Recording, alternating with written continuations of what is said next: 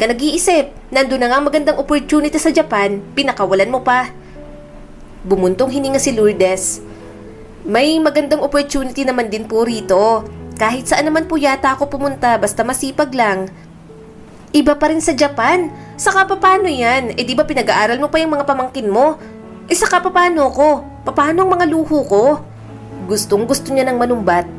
Hinabili niya lang ang mga anak niya, pero binigay na sa kanya ang lahat ng responsibilidad. Kung umasta pa ang mga ito, parang pinupulot niya lang ang pera sa Japan. Kaya naman, nang maging mag-asawa sila noon ni Robert, bumukod sila kaagad. Sinikap nilang bumukod dahil ganun ang ugali ng mga kamag-anak niya. Palaging makikialam sa kanilang mga desisyon.